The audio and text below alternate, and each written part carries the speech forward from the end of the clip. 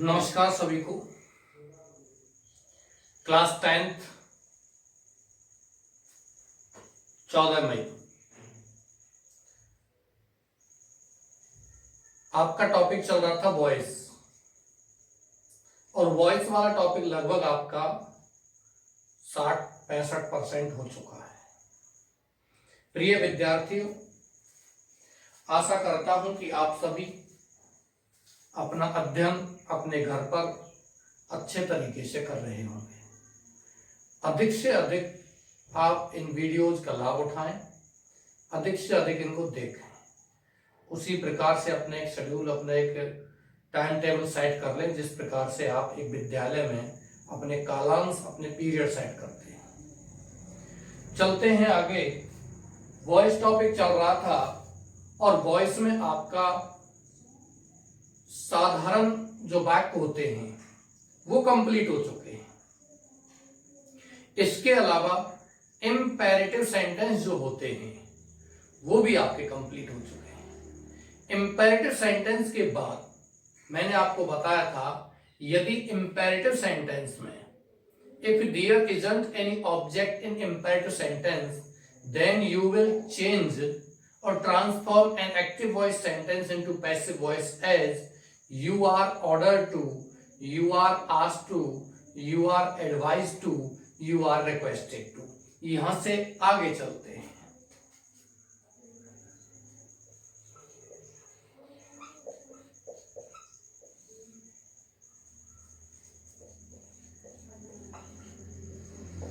कुछ वर्ब्स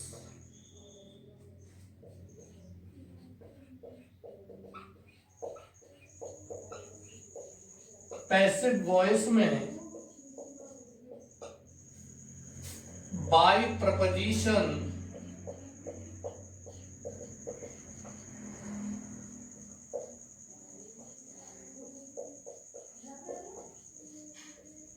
नहीं लेती हैं। उनमें वर्ब के अनुसार निम्न प्रपोजिशन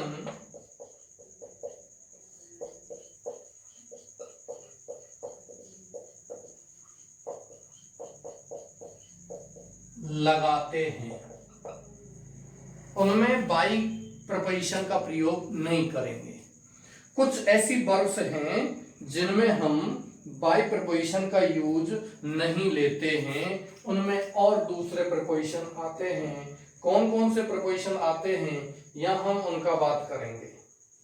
ऐसे कौन कौन से प्रपोजिशन हैं जिनका जिक्र इसमें किया जाएगा। देखिए, मैं यहां आपको वर्ब लिख रहा हूं, उसके अनुसार आपको यहां लिखना है। जैसे कि आपकी नो, इंग्लिश मीडियम वाले और लिख सकते हैं, the following verbs do not take by preposition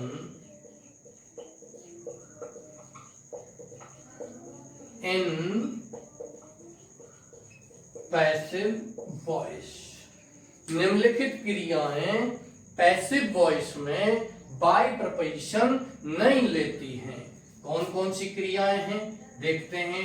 number 1 आता है नो और दूसरा है मैरी। इन दोनों में हम टू प्रपोजिशन लगाते हैं। कौन सा लगाते हैं? To preposition. इसके अलावा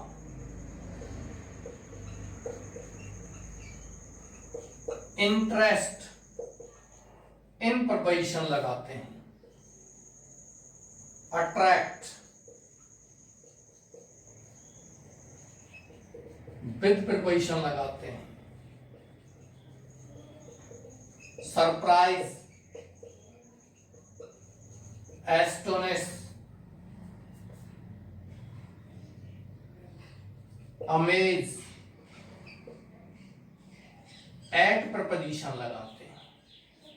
और भी बहुत सारी क्रियाएं हैं जिनमें अलग प्रकार का प्रपोजिशन आपको लगाना होता है। बहुत सारी हैं, एग्री है, एंग्री है, प्लीज है, बहुत सारी क्रियाएं हैं, लेकिन विशेषकर आप इनका ध्यान रखो क्योंकि इनमें से एक तो है नो और एक सरप्राइज, ये बार बार आती रहती हैं एग्जाम में, तो आपको इनका ध्यान रखना है।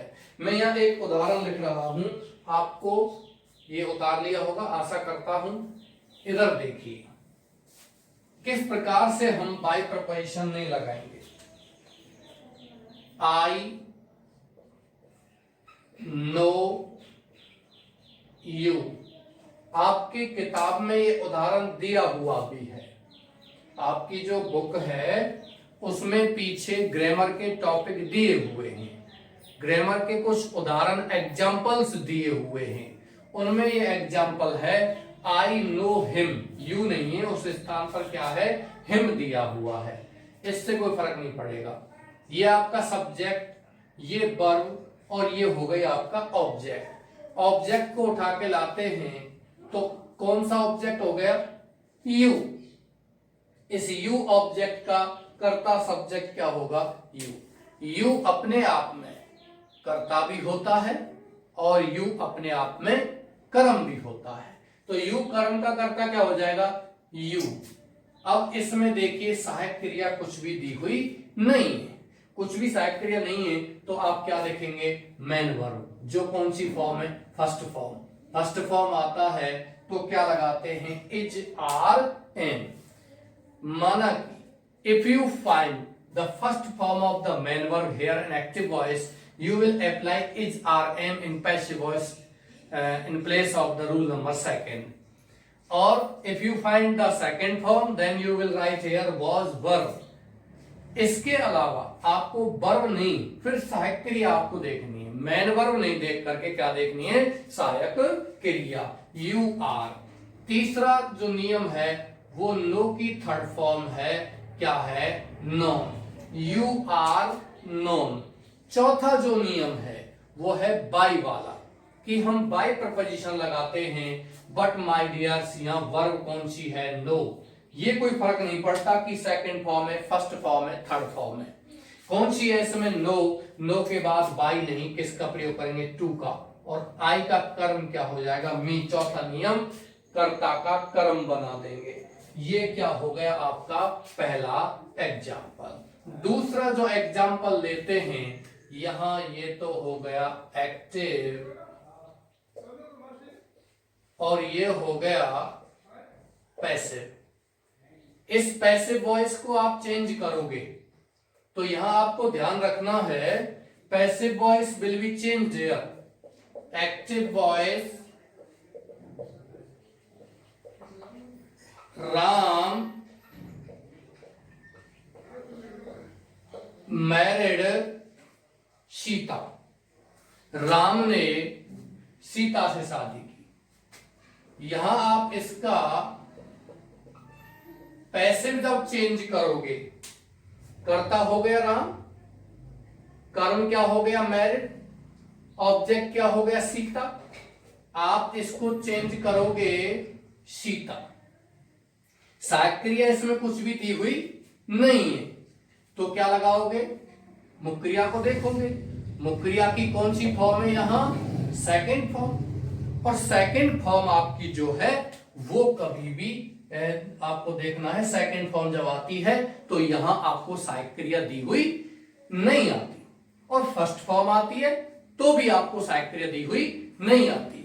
यानी कहने का मतलब यह है कि यहां आपको if you find first form और the second form of the main verb, then we do not have any helping verb in active voice sentence। मैं आपको इसमें भी बताया था, या फर्स्ट फॉर्म में इज आर एम या सेकंड फॉर्म में वॉज वर्ब, सीता के साथ में क्या लगा दोगे, वॉज, यानी कि मैरिड सेकंड फॉर्म है, एक वचन वॉज लगा देंगे। तीसरा नियम मैरी की थर्ड फॉर्म क्या हो जाएगी, मैरिड। और चौथा नियम हम यहां लगाएंगे, बाय प्रपोजिशन न लगा करके किसका प्रयोग करते हैं, टू का प्रयोग करेंगे। मैंने बताया था अभी, मैरी आता है या मैरिड सेकंड थर्ड फॉर्म जो भी है, तो आप यहां किसका प्रयोग करोगे? टू का। Sita was married to Ram. इस प्रकार से प्रिय विद्यार्थियों, यहां आपको एक चीज और ध्यान रखनी है कि मैरी के बाद हम विद का प्रयोग भी कर सकते हैं, लेकिन उसका कुछ नियम है। यदि यह होता इस स्थान पर, मान के चले राम होता, Ram was married with Sita, तब हम लगा देते। जैसे कि यहां होता सीता मैरिड राम के बजाय क्या होता? Sita married with Ram. सीता ने राम के साथ शादी की। जब एक्टिव वॉइस में विद होता और तब हम पैसिव वॉइस में भी क्या लगा देते? विद लगा देते। एक्टिव वॉइस में भी विद प्रपोजिशन होता तब, लेकिन अब यहां एक्टिव वॉइस में विद प्रपोजिशन नहीं है, क्योंकि पहले क्या आ गया? राम। राम ने सीता से शादी की। यदि सीता पहले आती तो सीता मैरिड राम। सीता ने राम से शादी नहीं की, सीता की शादी राम के साथ हुई है, तो वहां विद प्रपोजिशन लगा देते हम। दूसरा आता है विद का, देख लेते हैं एक एग्जाम्पल। जैसे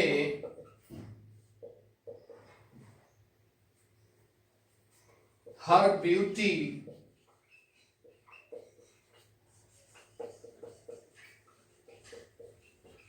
अट्रैक्टेड मी, उसकी सुंदरता ने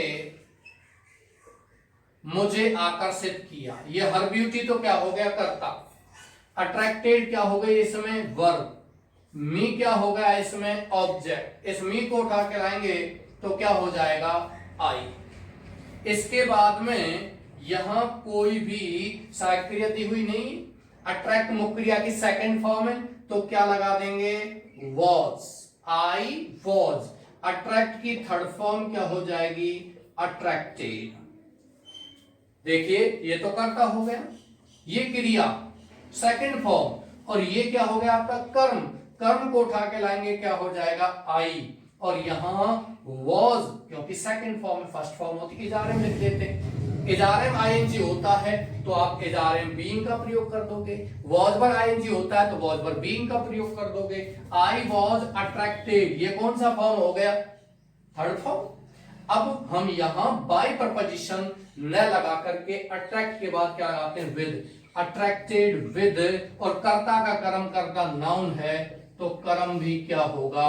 नाउन होगा। हर ब्यूटी का क्या होगा? हर ब्यूटी। इस प्रकार से सेंटेंस का निर्माण किया जाएगा। अब बात करते हैं एक्टिव वॉइस की। अगला एक उदाहरण और लेते हैं और इसको समाप्त करते हैं फिर, मतलब इस नियम को।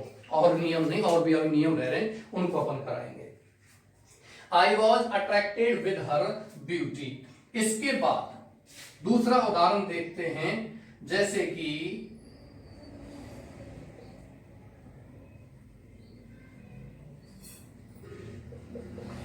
इंग्लिश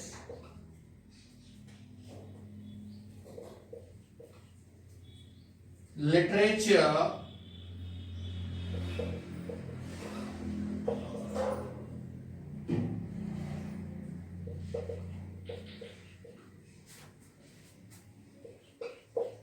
इंटरेस्ट्स मी।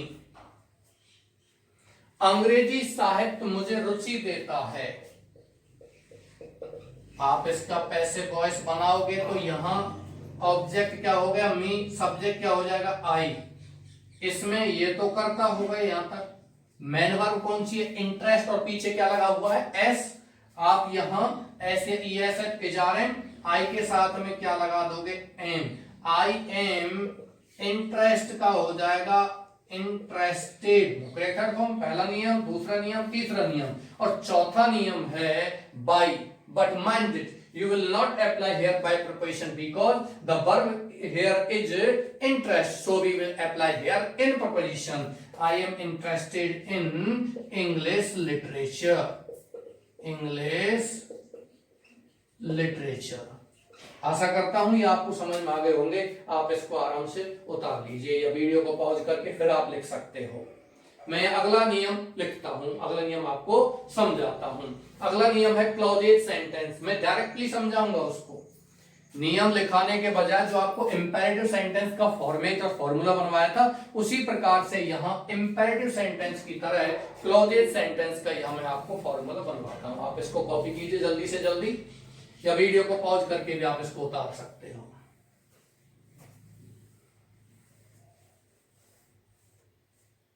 अगला नियम डाल करके लिखना है, रूल नंबर जो भी आप लिख रहे हो, क्लॉजेज सेंटेंस कैसे होते हैं? क्लॉजेज सेंटेंस, क्लॉज कहते किसे हैं? क्लॉज का मतलब होता है उपवाक्य। कैसे पता चलता है कि किसी भी सेंटेंस में इतने क्लॉज हैं? कोई भी सेंटेंस के बारे में हम कैसे पता? प्रिय विद्यार्थियों, एक कोई भी सेंटेंस, उसमें बहुत सारे उपवाक्य हो सकते हैं। यानी कि एक सेंटेंस जिसमें आपका 1, 2, 3, 4 कई सारे उपवाक्य हो सकते हैं, क्योंकि इन उपवाक्यों में हमें कैसे पता चलता है कि एक सेंटेंस में इतने क्लॉज हैं? प्रिय विद्यार्थियों, एक वाक्य में जितनी वर्ब होती हैं, ध्यान देना, एक वाक्य में जितनी वर्ब, जितनी क्रियाएं होती हैं, उतने ही क्लॉज उस वाक्य में माने जाते हैं। हां, एक चीज और ध्यान रखनी है, यदि सहायक क्रिया और मुख्य क्रिया एक साथ आई हुई हैं तो वो एक ही वर्ब समझी जाएगी। मान के चलिए एजआरएम आईएनजी आ गया तो वो एक ही वर्ब मानी जाएगी, हम उसको एक ही क्लॉज कहेंगे। इसके अलावा और कहीं कोई सहायक क्रिया आती है या कोई मुख्य क्रिया आती है या कोई मॉडल भी आती है तो वो क्या कहलाएगा? आपका क्लॉज कहलाएगा।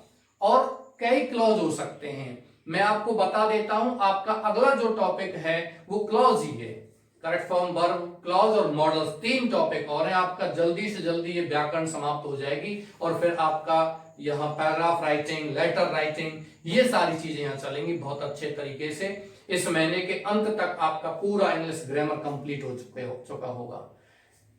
ओके डियर्स, तो थोड़ा सा इस पर ध्यान देना है, आपको अच्छे से पढ़ना है।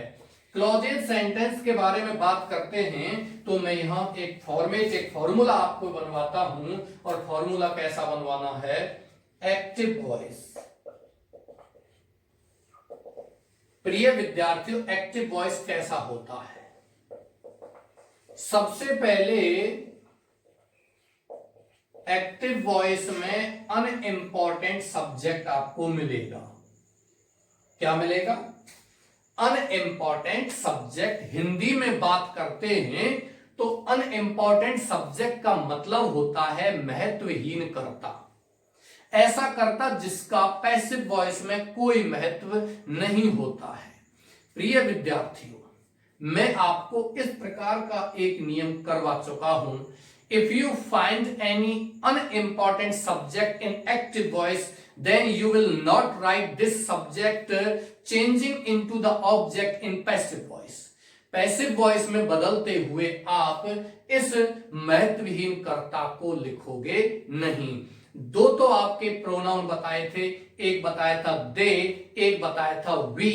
इनमें से आप बात करते हो तो और सारे मैंने बताए थे, everyone, everybody, no one, nobody, police, public, government, army, people, all people, anyone, anybody, ये आपको मैंने बताए थे जो महत्वहीन कर्ता हैं। इनमें से आपको कोई एक कर्ता अवश्य मिलेगा शुरुआत में।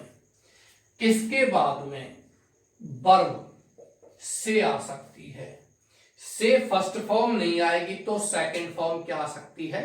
सेड। मैं कुछ निश्चित वर्ब लिख रहा हूं, ये निश्चित वर्ब ही होंगी, इनके अलावा कोई और वर्ब आपको नहीं आएगी। से नहीं है तो आपको फील आ सकता है, फील नहीं आएगा तो इसकी सेकंड फॉर्म फेल्ट आ सकती है। ये नहीं आएगा तो आपको एक्सपेक्ट आ सकता है, एक्सपेक्ट। एक्सपेक्ट नहीं तो सेकंड फॉर्म एक्सपेक्टेड आ जाएगा।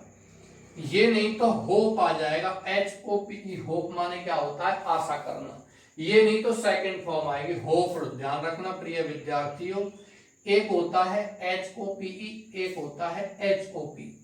इस HOPE की सेकंड और थर्ड फॉर्म होती है HOPED, और इस HOP की सेकंड और थर्ड फॉर्म होती है HOPPED। ये क्या कहलाता है? होप्ड। ध्यान रखना है, ये होप मान होता है उछलना या फदकना, और ये होप मान क्या होता है? आशा करना। एक्सपेक्ट आता है, होप आता है। ओके डियर्स, ये नहीं आता है मान के चलिए आपको से या सैड, फील या फेल्ट। एक्सपेक्ट माने क्या होता है? आशा करना। होप माने क्या होता है? आशा करना। ध्यान रखना, होप मान आशा करना और एक्सपेक्ट मान क्या होता है? उम्मीद करना। ओके डियर्स, यहां होप के बाद आता है थिंक। थिंक माने क्या होता है? सोचना। ये वर्ब आ सकती है, या थॉट सेकंड फॉर्म इसकी आ सकती है। ये क्रियाएं आएंगी आपको, इत्यादि का मतलब ऐसी ही क्रियाएं आपको आएंगी जो आपकी भावनाओं को व्यक्त करती हैं। इत्यादि के बाद आपको यहां, इत्यादि का मतलब इसी प्रकार की, इत्यादि शब्द नहीं आएंगे, ऐसी ही क्रियाएं आपको आएंगी। ये क्रिया के जस्ट बाद दैट आएगा, ETC शब्द नहीं आएंगे। ETC का मतलब ऐसी ही क्रियाएं आपको आ सकती हैं, पर मैंने आपको लिखा दी इससे बाहर क्रिया नहीं आएगी। इससे बाहर जैसे वांट है, WANT, वांट माने चाहना, ये आ सकता है। ओके डियर्स, दैट, और दैट के बाद में प्लस सेकेंड क्लॉज, मतलब दूसरा उपवाक्य आपको मिलेगा। दूसरा वाक्य मतलब कर्ता मिलेगा, सहायक क्रिया मिलेगी, मुख्य क्रिया वगैरह जो भी कुछ आगे चल करके मिलेगा। यानी दूसरा वाक्य मान लीजिए। ऐसे ही इसमें दो क्लॉज हो गए। पहला क्लॉज तो यहां तक हो गया, और दैट से जुड़ करके फिर दूसरा क्लॉज आ गया। ध्यान दीजिए, अभी उदाहरण में जब लिखूंगा तब अच्छे से समझ में आएगा। अनइंपॉर्टेंट सब्जेक्ट, महत्वहीन कर्ता आपको मिलेगा। इसके बाद से फील, एक्सपेक्ट, होप, थिंक, ये क्रियाओं में से क्रिया मिलेगी। यदि इनकी फर्स्ट फॉर्म नहीं मिलती है तो सेकंड फॉर्म मिलेगी। फिर दैट और दूसरा क्लॉज यहां आपको मिलेगा। पैसिव वॉइस की बात करते हैं तो ध्यान दीजिए प्रिय विद्यार्थियों, पैसिव वॉइस में आप इस महत्वहीन कर्ता को क्या कर दोगे? हटा दोगे। You will remove the unimportant subject in passive voice, और यू विल राइट हियर यहां इट। महत्वहीन कर्ता को हटा करके क्या लिखोगे आप? इट लिखोगे पैसिव वॉइस में, और इट के बाद लिखोगे इज। इज नहीं तो क्या लिखोगे? वॉज। इज लिखेंगे, वॉज लिखेंगे। इस बात को कौन बताएगा? इस बात को ये वर्ब बताएगी। यदि यहां से फील, एक्सपेक्ट, होप, थिंक ये क्रियाएं आती हैं तो हम लिखेंगे इज, और यदि यहां sad, felt, expected, hoped, thought ये सेकंड फॉर्म आती है तो हम क्या लिखेंगे? वॉज। इसके बाद plus MB third. MB third कहां से आएगी? ये जो वर्ब है ना, इसकी थर्ड फॉर्म लिखनी है। माना कि आपको फर्स्ट फॉर्म से मिलती है तो भी आपको थर्ड फॉर्म क्या लिखनी है? सैड। माना कि आपको यहां एक्टिव वॉइस में सैड मिलती है जो सेकंड फॉर्म होगी, तो आपको थर्ड फॉर्म क्या लिखनी है? सैड। ये बात अलग है कि सैड सेकंड और थर्ड दोनों ही फॉर्म होती है, लेकिन यहां सैड आता है तो वो सेकंड फॉर्म मानी जाएगी, और यहां तुम सैड लिखोगे तो वो कौन सी फॉर्म मानी जाएगी? Third form. इसी प्रकार से फील, एक्सपेक्ट, होप, थिंक या फेल्ट, थॉट, होप्ड, एक्सपेक्टेड आता है तो भी इनकी थर्ड फॉर्म आपको यहां लिखनी है। जो भी कोई वर्ब आएगी ये वर्ब की थर्ड फॉर्म लिखनी है आपको यहां। इट इज या it was plus MB third plus that plus second clause. इस प्रकार से आपको यह सेंटेंस का निर्माण करना है, सेंटेंस बनाना है पैसिव वॉइस में। मतलब सेकंड दैट लिखना है, और दैट के बाद ये सेकंड क्लॉज है, इससे आपको कुछ भी छेड़खानी नहीं करनी है। कहने का मतलब सेकंड क्लॉज में आपको पैसिव वॉइस जो है वो बिल्कुल भी जैसा है वैसा ही लिखना है, चाहे वो एक्टिव में है चाहे वो पैसिव में है, क्योंकि हम एक क्लॉज को पैसिव में बदल चुके हैं। एक क्लॉज को किस में बदल चुके हैं? पैसिव वॉइस में बदल चुके हैं। मैं यहां उदाहरण लिखता हूं, आप सभी को ध्यान देना है। People say that English is an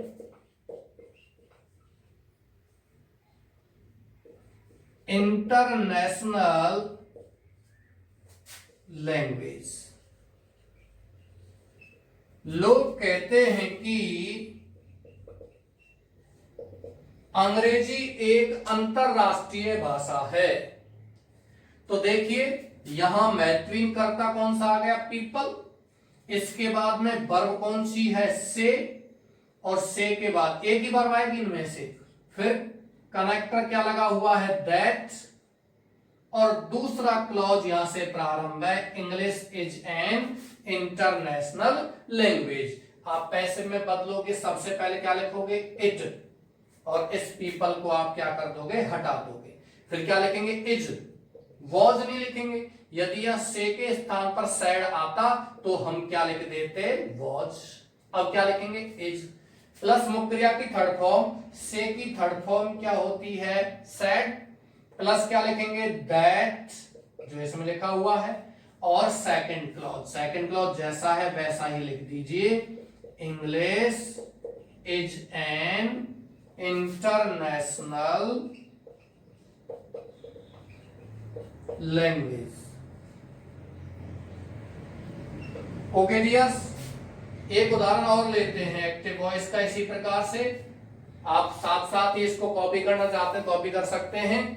अंत आप समझिए, बाद में स्क्रीनशॉट ले लेना। मैं थोड़ा समय दे दूंगा आपको 5 सेकंड का, या आप वीडियो को रोक करके भी इसको उतार सकते हो। एक्टिव वॉइस की बात करते हैं तो एक सेंटेंस और लेते हैं, जैसे कि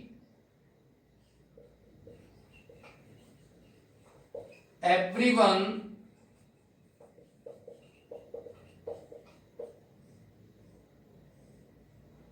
thinks that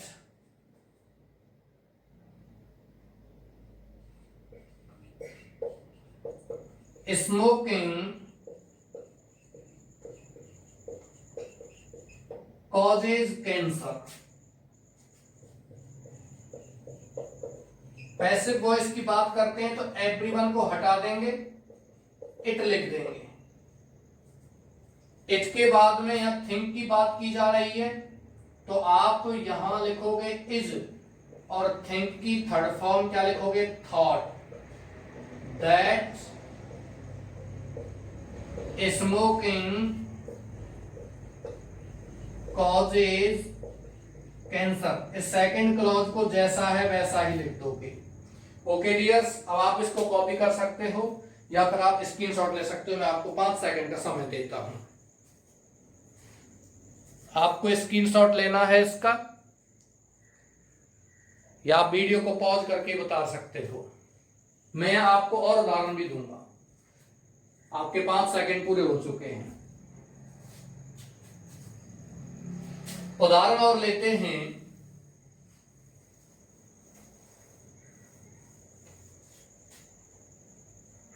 एक्टिव वॉइस में बात करते हैं अगले उदाहरण की।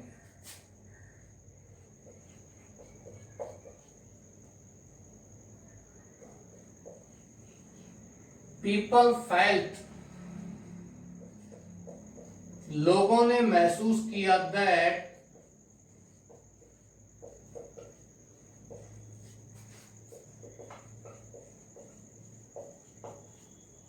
Ads is an incurable disease. लोगों ने महसूस किया कि एड्स एक असाध्य बीमारी है। साइंस में आप इसका पढ़ चुके होंगे, एक्वायर्ड इम्यूनो डेफिशिएंसी सिंड्रोम इसका फुल फॉर्म है। आप बात करते हो पैसिव वॉइस की, तो देखिए पहले तो पहचान अति आवश्यक है, पीपल, और पीपल के बाद फेल्ट, वही वर्ब है जो मैंने आपको बताई थी और सेकंड फॉर्म में है। फिर दैट और दूसरा क्लॉज। पीपल को आप हटाओगे, क्या लिखोगे? इट। सहायक क्रिया कुछ भी नहीं है और आएगी भी नहीं, क्या लिखोगे? वॉज, क्योंकि क्या है? फेल्ट। यदि फील होता तो इज लगा देते। It was felt that it's, ध्यान रखना, इट पीपल के स्थान पर फील आता है तो इज लिखो, फेल्ट आता है तो वॉज लिखो। फिर मुख्य क्रिया की थर्ड फॉर्म, फेल्ट आता है तो भी फेल्ट और फील आता है तो भी फेल्ट, क्योंकि सेकंड और थर्ड फॉर्म एक जैसी होती है। दैट लगा करके दूसरा क्लॉज जैसा है वैसा ही, AIDS is an incurable disease, इस प्रकार से होगा। यहां और एग्जाम्पल की बात करते हैं, क्योंकि इस प्रकार के सेंटेंस जो आपको थोड़े से टफ पड़ेंगे, जितने उदाहरण होते हैं उतना ही आप इसको आसानी से हल कर सकते हो। एक्टिव वॉइस की और बात करते हैं, जैसे आल, सभी ने, एक्सपेक्टेड, सभी ने उम्मीद की, आशा की, दैट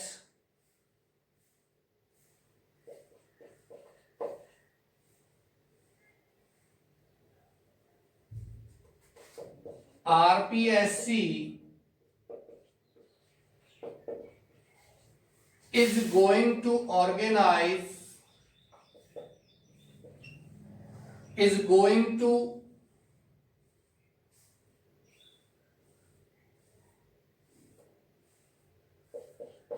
पब्लिश लिखना, पब्लिश एडवर्टाइजमेंट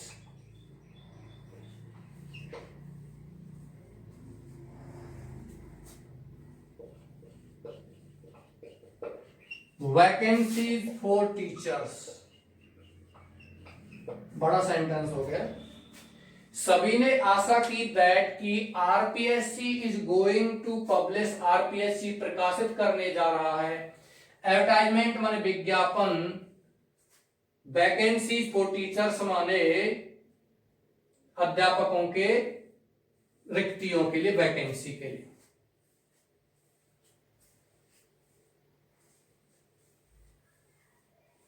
ये ऑफर लगा देना, एडवर्टाइजमेंट ऑफ वैकेंसीज, रिक्तियों का विज्ञापन फॉर टीचर्स।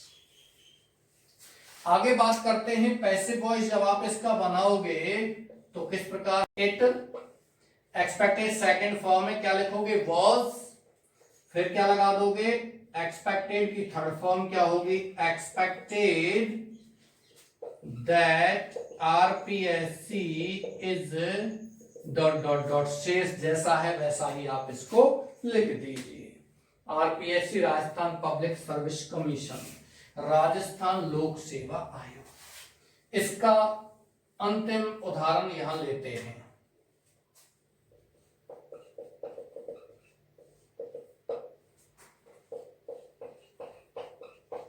पीपल होप, लोग आशा करते हैं,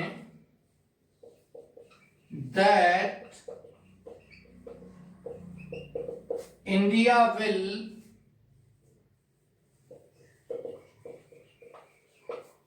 invent the vaccine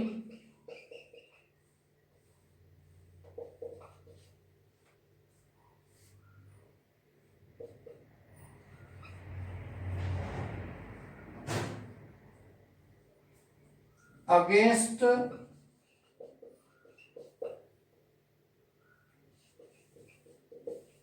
कोविड-19 या कोरोना वायरस।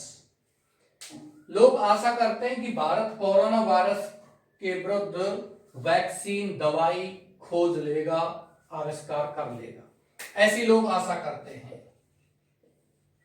पैसिव वॉइस की बात करते हैं, पीपल को हटाकर क्या लिखोगे? इट, होप फर्स्ट फॉर्म है इज, और होप की थर्ड फॉर्म क्या हो जाएगी? होप्ड। फिर क्या लगा देंगे? That India will invent the vaccine against कोविड-19 और कोरोना वायरस। कोरोना वायरस के विरुद्ध भारत क्या कर लेगा? दवाई खोज निकालेगा। ओके डियर्स, ये आपके उदाहरण इस प्रकार के हो गए। आप इसको जल्दी से कॉपी करो और बात करते हैं फिर आगे। जल्दी से जल्दी आप इसको उदाहरण को उतारिए। आपको 5 सेकंड स्क्रीनशॉट भी ले सकते हैं। 5 सेकंड है, आप इसका स्क्रीनशॉट ले सकते हैं और आगे अगले नियम पर चलते हैं, जो भी आपका रूल है पैसिव वॉइस का।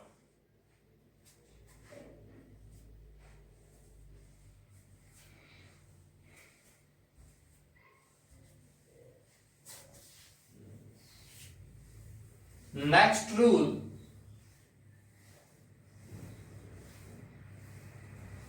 यदि एक्टिव वॉइस में अगला नियम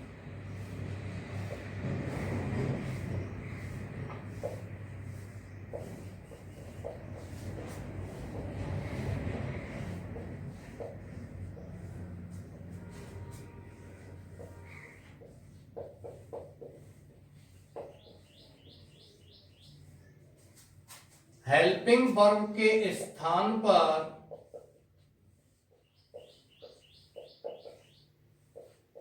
is to, are to, am to, was to, were to, has to, have to, have to, had to,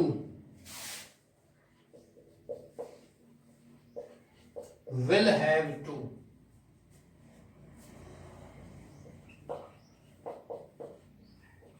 shall have to, या is, are, am, was, were, going to, plus am भी first आती है तो passive voice में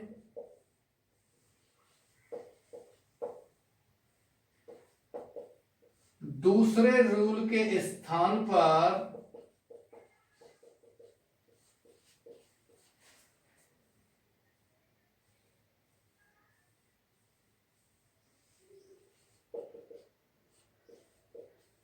इन सहायक क्रियाओं को लिखकर, इन सहायक क्रियाओं को लिखकर बी लगाते हैं।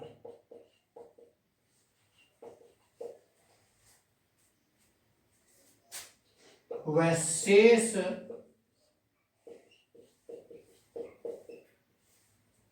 तीनों नियम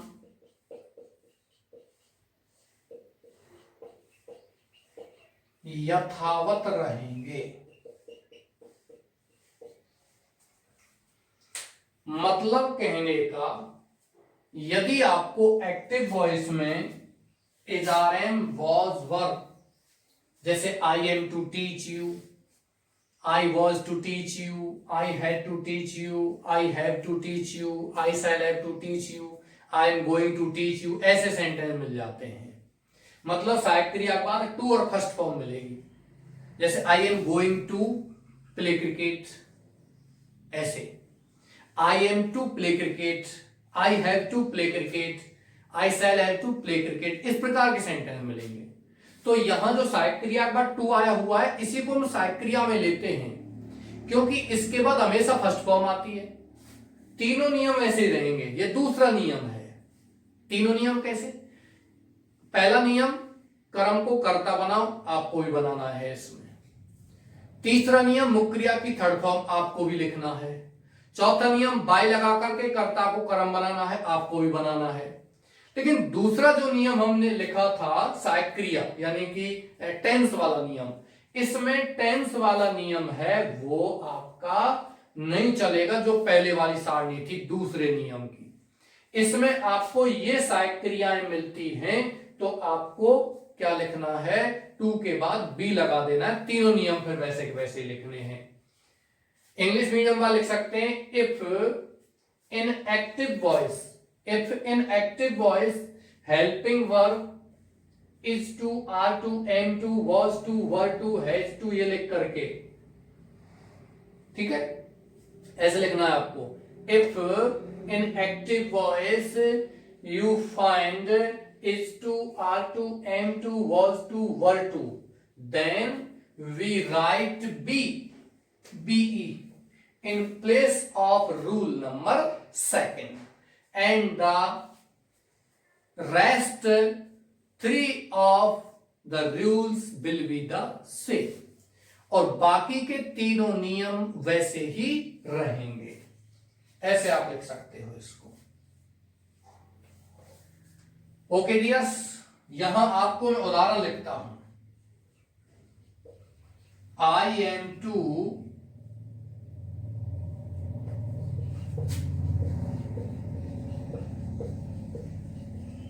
कंपोज ए पोएम, मुझे एक कविता की रचना करनी है। ये सेंटेंस आपका इस प्रकार से, आप इसको कैसे, ये करता, ये साइक्रिय यहां तक, टू तक साइक्रिय लेनी है, ये आपकी मेन वर्ब और ये आपका ए पोएम। आप इसको चेंज करोगे, एक्टिव को पैसिव में चेंज करोगे तो किस प्रकार से करोगे, कर्ता साइक्रिया मुक्रिया कर्म, कर्म को उठा के लाओगे क्या हो जाएगा, ए पोएम। साइक्रिया इसमें कौन सी है, एम, ए पोएम के साथ क्या आएगा, इज। ध्यान रखना, टेंस का विशेष ध्यान रखना है। इज आर एम एक ग्रुप है, वॉज वर अलग ग्रुप हो गया, देन अगला टेंस हो गया। तो यहाँ आई के साथ एम है तो ए पोएम के साथ अपन यहाँ वॉज थोड़ी लिखेंगे, क्योंकि is are am present tense है तो ये प्रेजेंट टेंस का ही वर्ब लिखनी है। आई के साथ एम है तो ए पोएम के साथ क्या लिखोगे, इज, फिर क्या लिखोगे, टू, और मैंने बताया था फिर क्या लिखोगे, बी। ये दूसरा नियम ध्यान रखना है, तीनों नियम वैसे ही रहेंगे। देखो, कर्म को कर्ता बना दिया, change the object into the subject of passive voice, you will write here a poem in place of I, I के स्थान पर क्या लिखोगे, ए पोएम लिख दिया। एम टू के स्थान पर इज टू बी, ये दूसरा नियम अभी बताया था कि ये क्रियाएं आती हैं तो इनको लिख करके हम क्या लगा देते हैं, बी लगा देते हैं। और तीसरा नियम मुक्रिया की थर्ड फॉर्म, कंपोज की थर्ड फॉर्म क्या हो जाएगी, कंपोज्ड। और चौथा नियम बाई लगा करके जो है आई का क्या बदल दोगे, मी बदल दोगे। इस प्रकार से बनेगा। मैं एक उदाहरण यहां और लेता हूं, गोइंग टू वाला। He is going to purchase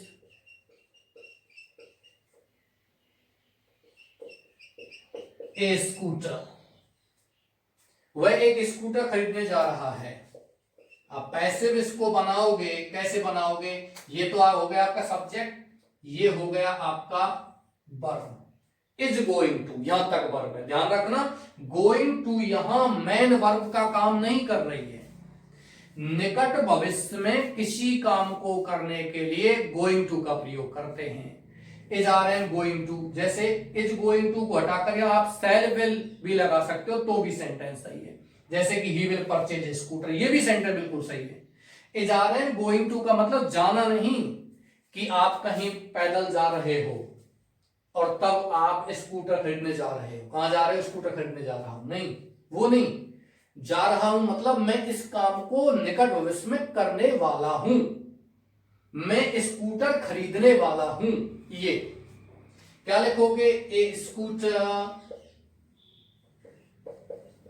फिर लिखोगे आप इज गोइंग और टू के बाद क्या लगा दोगे, बी। ये दूसरा नियम, a scooter is going to be. और तीसरा नियम परचेज की थर्ड फॉर्म क्या होगी, परचेज्ड।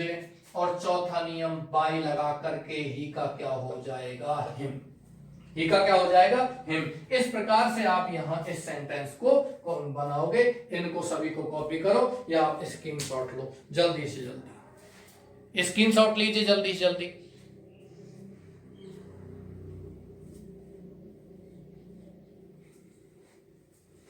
ओके डियर्स, यहां और उदाहरण लेते हैं इसी के।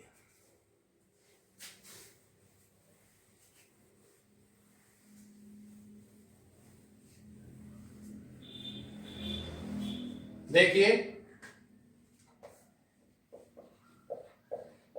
मोहित हैज टू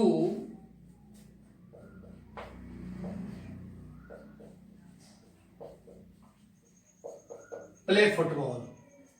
मोहित करता हो गया, हैज टू सहायक क्रिया। सहायक क्रिया अकेली हैज नहीं है, हैज टू है। कुछ विद्यार्थियों को प्रॉब्लम हो सकता है सर हैज के बाद थर्ड फॉर्म आती है, लेकिन हैज के बाद थर्ड आती है। हैज के बाद तो क्या है, यहां टू है। इसका हिंदी अर्थ होगा मोहित को फुटबॉल खेलना पड़ता है। विल हैव टू का मतलब खेलना पड़ेगा, हैड टू का मतलब खेलना पड़ता था, खेलना पड़ा। इस प्रकार से बनेगा ये सेंटेंस। तो यहां ये कर्ता, ये सहायक क्रिया, ये मुख्य क्रिया और ये हो गया आपका फुटबॉल ऑब्जेक्ट। इस ऑब्जेक्ट को यहां लेके आते हैं फुटबॉल को, तो फुटबॉल एक वचन, ये भी एक वचन, इसके साथ भी क्या लगा देंगे, हैज टू। और इसके बाद क्या लगाओगे आप, बी। ये दूसरा नियम है।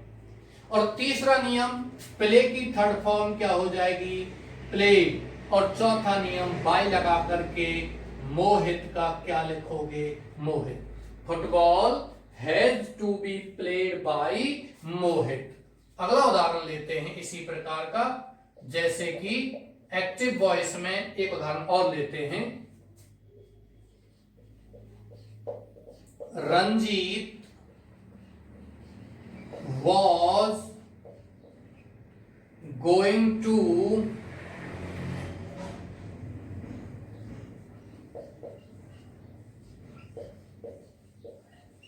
take coffee। रंजीत कॉफी पीने जा रहा था। कॉफी चाय की तरह। हिंदी शब्द, what is the Hindi word of coffee.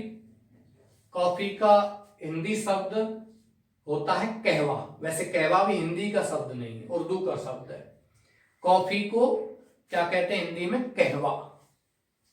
तो यहां पैसिव वॉइस आप बनाओगे, क्या लिखोगे, रंजीत तो करता हो गया, वॉज हो गई आपकी सहायक क्रिया, वॉज गोइंग टू, यहां तक आपकी ये हेल्पिंग वर्ब हो गई।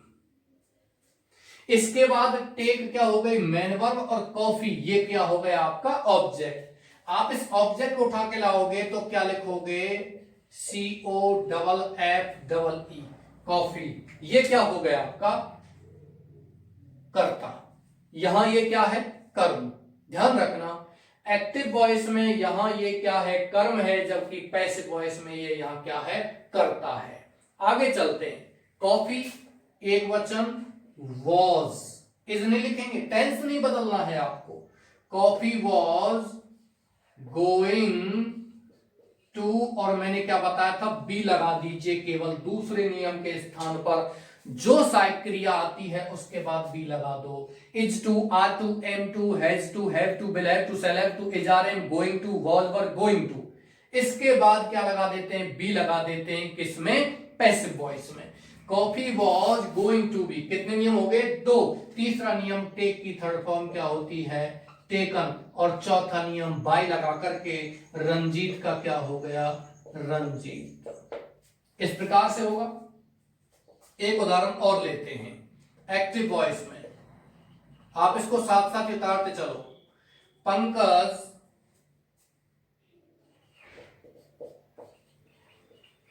will have to